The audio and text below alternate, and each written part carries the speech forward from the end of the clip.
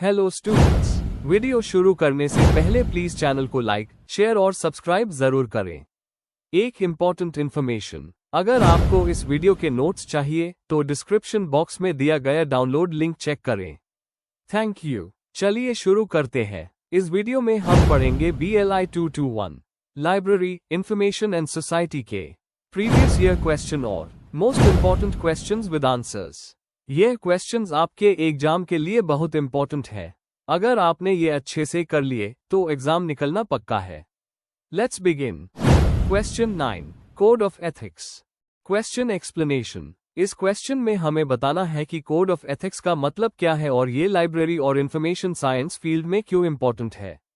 हमें इसका definition, objectives, main principles और आज के डिजिटल युग में इसकी रेलेवेंस समझानी है। Answer. Introduction. Code of ethics एक ऐसा गाइडलाइन होता है जो लाइब्रेरियंस और इंफॉर्मेशन प्रोफेशनल्स को उनके काम में सही फैसले लेने में मदद करता है। ये एक तरह का स्टैंडर्ड है जो ऑनेस्टी, फेयरनेस और कमिटमेंट को इंश्योर करता है। लाइब्रेरी साइंस में इसका पर्पस है कि लाइब्रेरियंस इंटीग्रिटी मेंटेन करें, इंटेलेक्चुअल फ्रीडम का रिस्पेक्ट करें और यूजर्स के राइट्स का ध्यान रखें। जैसे ILA, इंडियन लाइब्रेरी एसोसिएशन, और IFLA ने अपने अपने कोड्स बनाए हैं जो लाइब्रेरियंस को गाइड करते हैं। Main body. 1. मीनिंग और objectives of code of ethics. Code of ethics एक मोरल कंपास की तरह काम करता है जो प्रोफेशनल बिहेवियर को गाइड करता है। ऑब्जेक्टिव्स। लाइब्रेरियन और यूजर्स के बीच ट्रस्ट और रिस्पेक्ट डेवलप करना, हर यूजर को इक्वल एक्सेस देना, नॉलेज और इंटेलेक्चुअल फ्रीडम को प्रोटेक्ट करना, प्रोफेशनल रिस्पॉन्सिबिलिटी और अकाउंटेबिलिटी को प्रमोट करना। एग्जाम्पल, अगर लाइब्रेरियन अपने पर्सनल बियास के वजह से किसी बुक को सेंसर नहीं करता तो वो एथिक्स फॉलो कर रहा है। 2. Principles of code of ethics in library science. Service to users. हर यूजर को बिना डिस्क्रिमिनेशन के सही और टाइम पर इंफॉर्मेशन देनी चाहिए। Intellectual freedom. यूजर्स को इंफॉर्मेशन फ्रीली सर्च करने का राइट प्रोटेक्ट करना लाइब्रेरियन का ड्यूटी है। Confidentiality and privacy. यूजर्स के रीडिंग रिकॉर्ड्स को प्राइवेट रखना जरूरी है। एग्जाम्पल, किसी स्टूडेंट ने जो बुक्स इशू की है उनकी डिटेल्स शेयर नहीं करनी चाहिए। Professional integrity. लाइब्रेरियन को अपने काम में ऑनेस्टी और ट्रांसपेरेंसी मेंटेन करनी चाहिए। Respect for copyright. इंफॉर्मेशन का लीगल और एथिकल यूज करना और यूजर्स को भी सिखाना। Continuous learning. लाइब्रेरियंस को नए नॉलेज और स्किल सीखते रहना चाहिए। 3. Role of professional associations. ILA, Indian library association, Indian librarians के लिए एथिकल गाइडलाइंस बनाता है जो न्यूट्रलिटी और सर्विस पर फोकस करती है। IFLA 2012 में IFLA code of ethics for librarians and information workers issue किया था जिसमें एक्सेस टू इंफॉर्मेशन, प्राइवेसी और ओपन एक्सेस को हाईलाइट किया गया। इन एसोसिएशंस की वजह से ग्लोबली एक यूनिफॉर्म प्रोफेशनल स्टैंडर्ड बनता है। 4. Relevance in the digital age. Digital world में नए चैलेंजेस आते हैं जैसे प्लेजरिज्म और online content misuse, privacy issues databases और रिसोर्सेस में, फेक न्यूज और मिसइंफॉर्मेशन जिसमें लाइब्रेरियंस का रोल और भी इंपॉर्टेंट हो जाता है। एग्जाम्पल, अगर लाइब्रेरियन स्टूडेंट्स को ऑथेंटिक ऑनलाइन रिसोर्सेज आइडेंटिफाई करना सिखाता है तो ये भी एथिकल रिस्पॉन्सिबिलिटी का पार्ट है। आप ethical codes digital resources, open access journals और कॉपीराइट के इश्यूज को भी कवर करते हैं। कंक्लूजन। आखिर में, कोड ऑफ एथिक्स लाइब्रेरियंस के लिए एक स्ट्रॉन्ग फ्रेमवर्क है जो प्रोफेशन की डिग्निटी और क्रेडिबिलिटी को प्रोटेक्ट करता है। यह यूजर्स के राइट्स और फेयरनेस को प्रमोट करता है और लाइब्रेरियंस को एथिकल डिलेमास हैंडल करने में मदद करता है।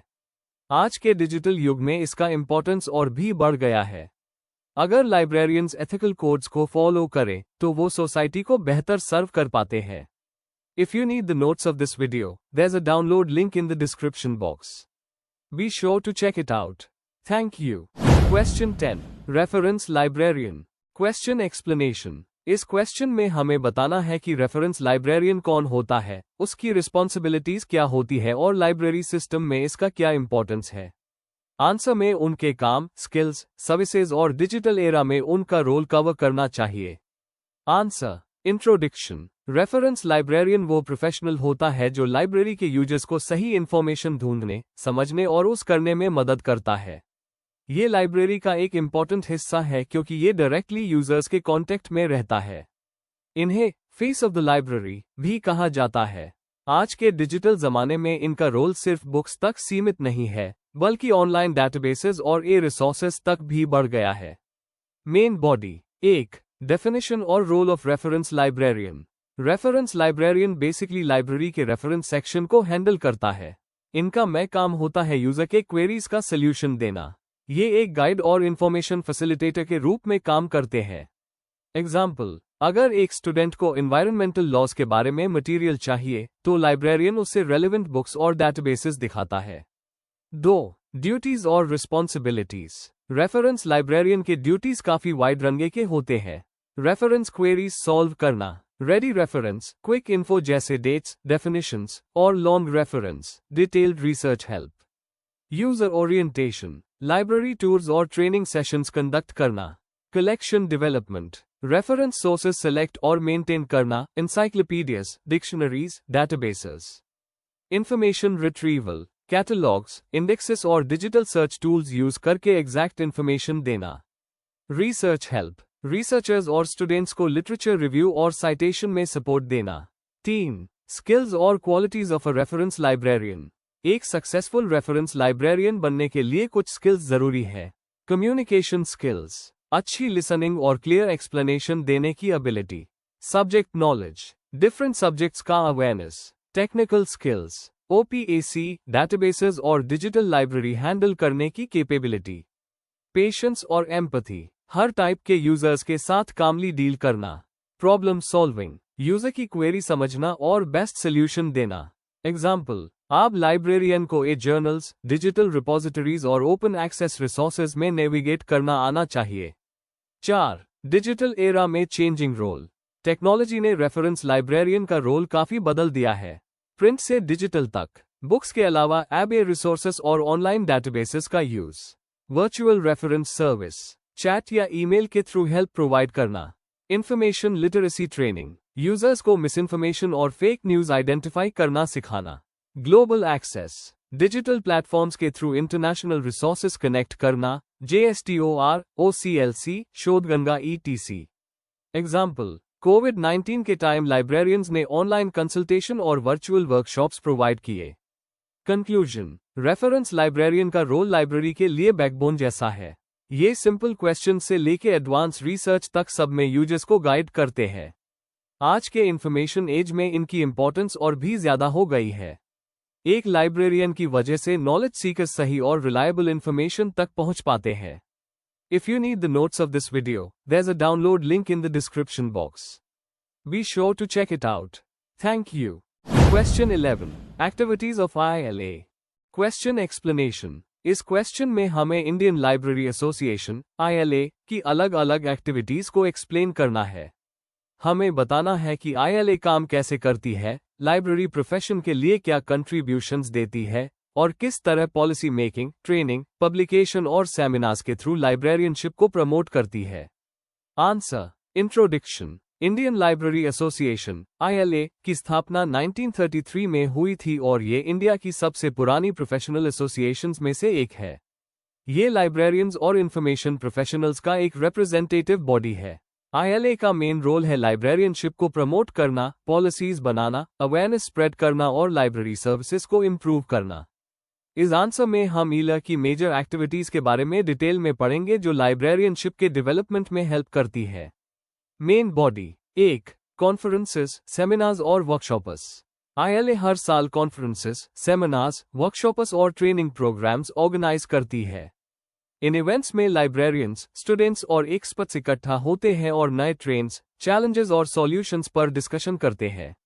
एग्जाम्पल के तौर पर ILA का एनुअल कॉन्फ्रेंस एक इम्पॉर्टेंट इवेंट होता है जहां एक्सपर्ट्स नए रिसर्च पेपर्स और टेक्नोलॉजीज पर बात करते हैं जैसे डिजिटल लाइब्रेरीज, नेटवर्किंग और रिसोर्स शेयरिंग। यह एक्टिविटीज प्रोफेशनल्स को अपडेटेड रखती है।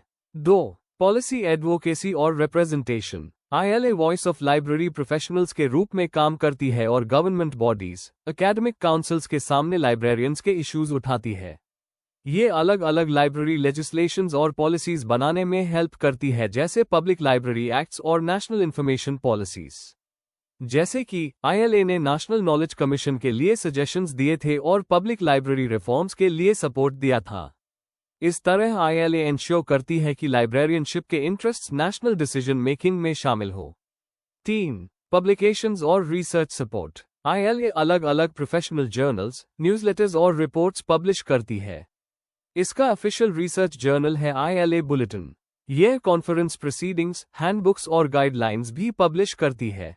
इन पब्लिकेशन से रिसर्चर्स, स्टूडेंट्स और एकेडमिशियंस को यूजफुल स्टडी मटेरियल मिलता है। रिसर्च को प्रमोट करके ILA लाइब्रेरियनशिप के एकेडमिक बेस को स्ट्रांग बनाती है। 4. प्रोफेशनल डेवलपमेंट और training. ILA short term training programmes, refresher courses और वर्कशॉप्स ऑर्गेनाइज करती है जो प्रोफेशनल्स के स्किल्स को एनहांस करते हैं। ये ICT यूज, डिजिटल लिटरेसी और रिसोर्सेज मैनेजमेंट पर भी फोकस करती है। स्पेशली यंग प्रोफेशनल्स के लिए ये प्रोग्राम्स हेल्पफुल होते हैं जिससे उनकी करियर ग्रोथ होती है। ट्रेनिंग एक्टिविटीज इंश्योर करती हैं कि प्रोफेशनल्स इंफॉर्मेशन एज के चैलेंजेस को इजीली फेस कर सकें। 5. कोलैबोरेशन और नेटवर्किंग। ILA इंटरनेशनल ऑर्गेनाइजेशंस जैसे IFLA और यूनेस्को के साथ कोलैबोरेट करती है। यह इंडियन लाइब्रेरियंस को ग्लोबल फोरम्स पर रिप्रेजेंट करती है और वहां से बेस्ट प्रैक्टिसेस इंडिया में लेकर आती है। साथ ही यह इंडियन लाइब्रेरीज के बीच नेटवर्किंग और रिसोर्स शेयरिंग प्रमोट करती है। इस तरह की कोलैबोरेशंस इंडिया के लाइब्रेरियनशिप को स्ट्रांग और ग्लोबली रिकॉग्नाइज्ड बनाती है। 6. अवार्ड्स, रिकॉग्निशन और membership activities. ILA outstanding librarians और रिसर्चर्स को अवार्ड्स और ऑनर्स देती है। यह डिफरेंट मेंबरशिप कैटेगरीज ऑफर करती है जैसे स्टूडेंट्स, प्रोफेशनल्स, इंस्टीट्यूशंस और लाइफ मेंबर्स। मेंबरशिप एक्टिविटीज एक प्रोफेशनल कम्युनिटी बनाती है और पार्टिसिपेशन को एनकरेज करती है। रिकॉग्निशन और अवार्ड से प्रोफेशनल्स मोटिवेट होते हैं एक्सीलेंस अचीव करने के लिए।